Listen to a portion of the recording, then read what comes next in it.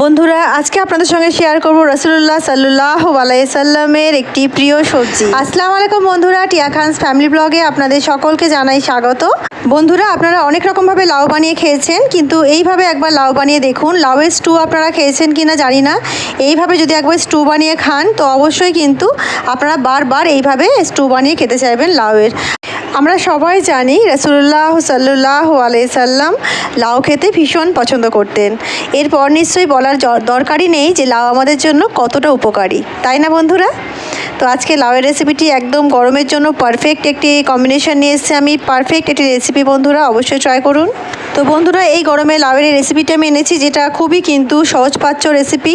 আর লাউ যে কতটা উপকারী, শরীরকে ঠান্ডা রাখে এবং আমাদের বিভিন্ন রোগের হাত থেকে রক্ষা করে, এটা কিন্তু আপনারা সবাই জানেন। তো বন্ধুরা রেসিপিটি কিন্তু একেবারে আলাদাভাবে বানিয়েছি। রেসিপিটি দেখতে থাকুন, সঙ্গে থাকুন। আশা করছি রেসিপিটি আপনাদের ভীষণ পছন্দ হবে।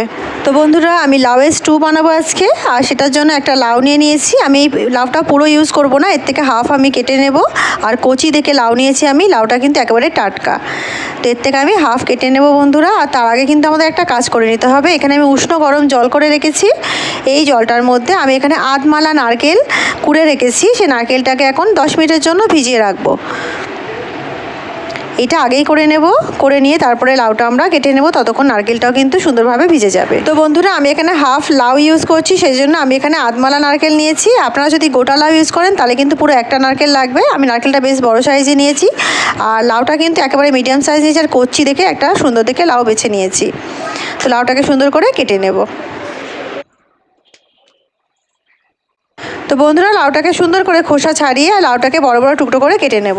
যেহেতু এটা আমি কুকারে বানাবো সেই জন্য কিন্তু বড় বড় টুকরো করে কেটে নেব বন্ধুরা। আর লাউয়ের কিন্তু বড় বড় টুকরো করে স্টু বানালে খেতে বেশ সুন্দর লাগে। তো বন্ধুরা দেখুন লাউ কিন্তু সুন্দর করে কাটা হয়ে গেছে, বেশ বড় বড় টুকরো করে লাউগুলোকে কেটে নিয়েছি। তো বন্ধুরা লাউ কিন্তু সুন্দরভাবে কাটা হয়ে গেছে, এটাকে ভালো করে একটু ধুয়ে নিচ্ছি। লাউগুলোকে ধুয়ে নিয়ে আর একটা কুকার নিয়ে নিয়েছি, কুকারের মধ্যে লাউগুলোকে তুলে নেব। লাউগুলো ভালো করে ধুয়ে তুলে নিয়েছি। কটা আদা লম্বা লম্বা করে কেটে এর মধ্যে দিয়ে দিলাম। কটা কাঁচা লঙ্কা নিয়েছি, এটাকে একটু একটু করে ছিঁড়ে কাঁচা লঙ্কাগুলোও দিয়ে দেব।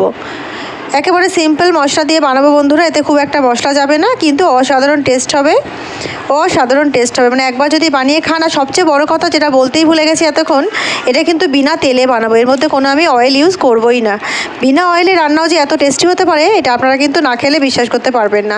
আমি সানরাইজের গরম মশলা নিয়েছি, যেটা সামান্য পরিমাণে দেবো, অনেক বেশি কিন্তু এটা একেবারেই লাগে না। অবশ্যই এটা কিন্তু দিলে একেবারে কম পরিমাণে দিতে হবে। একটা তেজপাতা দিয়ে দিচ্ছি, আর এখানে কিছু গোলমরিচ নিয়েছি। গোলমরিচটা একটু ক্রাশ করে তারপরে দেবো, এত গোটা গোটা দিয়ে দেবো না। গোলমরিচটা ভালো করে দেখুন ক্রাশ করে নিয়েছি। তো এবারে গোলমরিচটা দেবো, এতে কিন্তু দারুণ স্বাদ আসবে আর দারুণ ফ্লেভার দেবে গোলমরিচের। তো বেশি করেই গোলমরিচটা দিলাম বন্ধুরা, কারণ এর মধ্যে অন্য কোনো মশলা কিন্তু এক্সট্রা আমি ইউজ করছি না, সেই কারণে স্বাদ মতো লবণ দিয়ে দিলাম। আর বন্ধুরা এর মধ্যে আমি 1 চামচ মতো চিনি দিয়ে দিচ্ছি। চিনিটা কিন্তু দিলে মিষ্টি হবে না, কিন্তু অথচ ভীষণ সুন্দর হবে। যেহেতু এটা নিরামিষ স্টু বানাচ্ছি, তো মিষ্টিটা কিন্তু অবশ্যই অল্প করে একটু দেবেন, তাতে কিন্তু দারুণ লাগবে। এই যে নারকেলটা ভিজিয়ে রেখেছিলাম, সেই যে জলটা, সেই নারকেল ভেজানোর জলটা, মানে নারকেলের যে দুধটা, সেইটাকে এর মধ্যে এখন ঢেলে দিচ্ছি। যেহেতু লাউ থেকে কিন্তু জল বেরোয়, সেই জন্য অতিরিক্ত পরিমাণে এখানে জল দেওয়ার কোনো প্রয়োজন নেই। আর কুকারে করছি, অতিরিক্ত জল দিতে যাবেন না। যেটুকু জল সেদ্ধ হওয়ার জন্য দরকার, লাউটা সেদ্ধ হওয়ার পরে অল্প একটু জল অবশিষ্ট থাকবে, অতটাই কিন্তু জল দিতে হবে এতে। নারকেলটাকে আমি একবারই ধুয়ে দিয়েছি। আর এই যে বাকি অবশিষ্ট নারকেলটা রয়েছে, এটা কিন্তু আপনারা অন্য কোনো রেসিপিতে ইউজ করতে পারবেন, কোনো মিষ্টি বানাতে পারবেন, অনেক কিছু এটা দিয়ে বানানো যাবে। সেটাকে আমি ফেলে দেবো না, সেটাকেও কিন্তু আমি রেখে দেবো। তো দেখুন এখানে কিন্তু সব কিছু দেওয়া হয়ে গেছে মশলা। এবারে কুকারের ঢাকনাটা বন্ধ করে আর গ্যাসে চাপিয়ে দেবো এটাকে। এই রান্নাটার বিশেষত্ব হচ্ছে, রান্নাটা কিন্তু নারকেল দুধেই হবে, এতে কিন্তু এক্সট্রা কাঁচা কোনো জল আর অ্যাড করবেন না। এতে নারকেল দুধটা যে উষ্ণ জলে দিয়েছি, সেইটাকে দিয়ে কিন্তু এই রান্নাটা সম্পূর্ণ কমপ্লিট হয়ে যাবে। তো বন্ধুরা গ্যাস অন করে কুকারটা চাপিয়ে দিয়েছি, আর কুকারটায় কটা সিটি দিয়ে লাউটা সেদ্ধ করে কুকারটাকে আমরা নামিয়ে নেব। তো আমি অনেক কটা সিটি দিয়ে নিয়েছি বন্ধুরা, লাউ কিন্তু সেদ্ধ হয়ে গেছে। কুকারটা খুলে এবারে দেখবো। তো বন্ধুরা লাউ কিন্তু একেবারে সেদ্ধ হয়ে গেছে, রান্না কিন্তু একেবারে রেডি। আর দেখতে পেলেন কত কম মশলায় রান্না করলাম, আর একেবারে কিন্তু এর মধ্যে কোনো তেল আমি ইউজই করিনি। লাউটা কিন্তু একেবারে রেডি হয়ে গেছে বন্ধুরা। এটাকে অন্য পাত্রে ঢেলে নেব। তার আগে এর মধ্যে একটু কোচানো ধনেপাতা দেব। ধনেপাতা কুচি করে রেখে দিয়েছিলাম আগে থেকেই, সেটাকে দিয়ে দিলাম। এটাকে দিয়ে জাস্ট একটু মিক্স করে নেব, নিয়ে এটাকে অন্য পাত্রে ঢেলে আপনাদেরকে দেখাচ্ছি। আপনারা যারা ভাবছেন যে বিনা তেলে রান্না আবার লাউ কেমন টেস্ট হবে বাবা, একদমই ভালো হবে না হয়তো, কিন্তু তাদেরকে বলছি গ্যারেন্টি দিয়ে, একবার অবশ্যই এইভাবে বানিয়ে দেখুন, মানে বিনা তেলেই বারবার করে খাবেন আপনারা, এতটাই টেস্টি এটা। আমার তো খুবই ফেভারিট এটা, আপনাদের আশা করছি রেসিপিটি ভীষণ ভালো লাগবে। এটা পার্সোনালি আমার খুব ফেভারিট একটি রেসিপি, আপনাদের সঙ্গে আজকে শেয়ার করছি। তো দেখতেই পাচ্ছেন বন্ধুরা, লাউটা কিন্তু ভেঙে যায়নি, পুরো মানে মেখে যায়নি, অথচ লাউটা কিন্তু সেদ্ধ হয়ে গেছে। আর বড় বড় পিস আমি এই জন্যই করতে বলেছিলাম লাউটার। তো বন্ধুরা, রেসিপিটি একবার খালি আপনারা বানিয়ে দেখুন, তারপরে অবশ্যই আপনারা বুঝতে পারবেন যে কতটা স্বাদের রেসিপিটি। না হলে আমি এত করে বলতাম না, এত গ্যারান্টি দিয়ে অবশ্যই বলতে পারতাম না, কখনোই না। আমি যে রেসিপি ভালো হয় না কখনোই আপনাদের সঙ্গে বলবো না যে ভালো হয়।